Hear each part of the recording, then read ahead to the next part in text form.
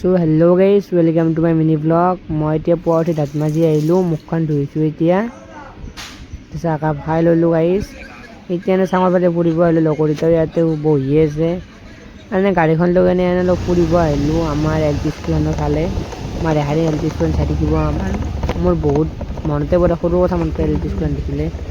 এইখন হ'ল আমাৰ এল পি স্কুল।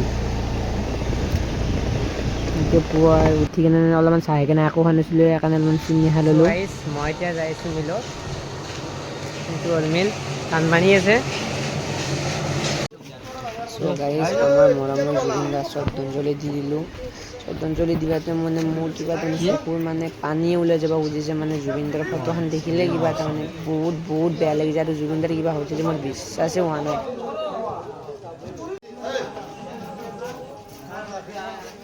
চ' গাইজ, ইয়াতে শ্ৰদ্ধাঞ্জলি দিলোঁ গাইজ। জুবিন দা য'তে আছে গাইজ ভালে থাকে যাতে।